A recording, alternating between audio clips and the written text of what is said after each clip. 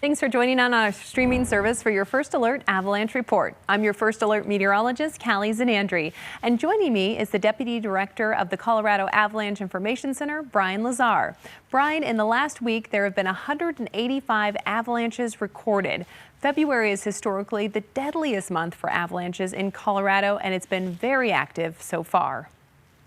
It really has. It's been a pretty scary time. It's even got us, moving around as avalanche professionals very tentatively in the backcountry.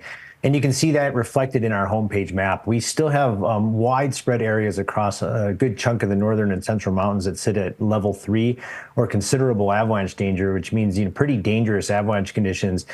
And even though the sensitivity or the chance of triggering an avalanche is slowly declining, the sheer size and the consequences of these avalanches is what's keeping the avalanche danger elevated. And I just want to kind of show how dangerous things have been over the last week. This is a map of avalanche activity just over the last week, and you can see how widespread it is. It's covering nearly every mountain range in the state of Colorado has seen avalanche activity over the last week. And to put a bullet point on that, it's the size of these things. So we saw a big uptick last weekend with our warming period, and these dark colors at the top of these bar charts are showing very large avalanches. These are avalanches that are very hard to survive and can even be big enough to, push a car off the road or break timber. So the sheer size of these things means the consequences of making a mistake are very high. And we don't have a lot of terrain that we can point people to that is safe or immune from avalanches. This is an avalanche rose, which shows the number of avalanches by aspect and elevation just over the last week. And you can see that it's covering nearly all aspects and all elevations, a little bit less activity on southerly slopes, but even those have seen some avalanche activity over the last week.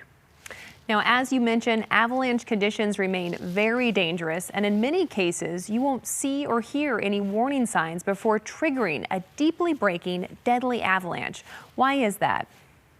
Well, we are gaining more and more distance, more time since our big loading event, which took place between Valentine's Day and President's Day weekend. And so the snowpack is slowly adjusting to that big load. And so the signs of obvious instability, like, big shooting cracks or rumbling collapses are disappearing and are almost gone at this point, which makes it even a little bit scarier to be moving around the mountains right now, because you might not see any signs of instability before you trigger a very large and deadly avalanche. And just to illustrate how many people are getting caught off guard, these are some statistics from just the last week. This image in the background is of a fatal avalanche accident that took place on Berthoud Pass, but you can see in just the last week alone, we're looking at 8 separate avalanche accidents that caught 12 people in moving debris.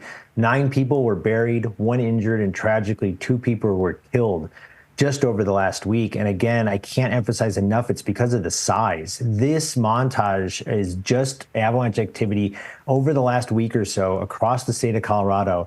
And you can see how big and how wide some of these avalanches are breaking. A lot of these avalanches are being triggered from very long distances, hundreds of feet away. And this is causing us, even as avalanche forecasters, when we're going out to do field work, to be very careful and not even travel in run-out zones in some of our most dangerous snowpack areas. You can see that these, thinner rocky areas with variable snow heights are producing a lot of the avalanche activity.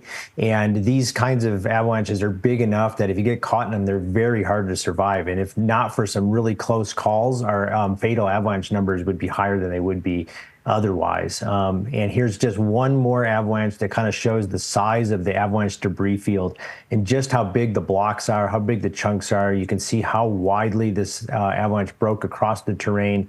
And it's not hard to imagine that if you got caught up in an avalanche like this, walking away unharmed is pretty unlikely. Now, looking ahead to the weekend, Brian, we are expecting temperatures to be near record-breaking. How will that impact the danger heading into the weekend? Yeah, there is a little bit of uncertainty on how the warmer temperatures are going to impact the snowpack, but we saw a warm up last weekend, which led to a big uptick in avalanche activity. Here's surface temperatures, as we head into the weekend, and you can see those warm colors moving into the state of Colorado. As you noted, some of these temperatures are going to be quite warm, and we may even break some records in the mountains. And because we saw a big uptick in dangerous avalanche activity during our last warm up, we're expecting another uptick as we move into the weekend. And that may include more wet avalanche activity like this one, which is a big wet slab avalanche that took place place on a south-facing slope west of Crested Butte, and it's likely, kind of a precursor of what's to come. So we expect more wet avalanche activity, which comes in kind of two varieties. One are these dangerous wet slabs, which is what happens when meltwater reaches more deeply buried weak layers, and then a lot of widespread loose wet avalanche activity when surface conditions start to thaw. Now, what is the best way to avoid being caught in a large avalanche? Yeah, I mean, right now it's just very conservative terrain choices. And so, you can stay safe from avalanches if you just essentially stick to slope angles less than about 30 degrees.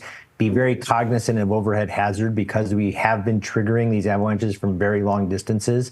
While we get into this melt freeze cycle over the weekend, southerly facing slopes in the morning will offer some safer travel options, but even those will become dangerous in the afternoon as the surface crusts start to thaw. So it's just kind of a time to really rein in terrain choices, enjoy low angle, riding, and be very cognizant of, pretty much any steep slope across the compass. So, Brian, looking ahead to next week, we're expecting some colder temperatures and the return of some snow. What will that do to avalanche activity? Yeah, even though it feels like April out there right now, we're not done with winter. It does return starting late on Sunday, and so conditions are going to change again. We'll put these wet avalanche concerns probably into the rearview mirror. We start to pile up snow starting kind of late on Sunday, and by the time we get into Monday and Tuesday, we will be dealing with storm snow instabilities again. So these are going to be kind of storm slabs and wind slab avalanches, and again, our persistent slab avalanche problem will remain with us. Well, thank you so much for joining us, Brian, and we'll catch you here next week for your First Alert Avalanche Report. Great, thank you.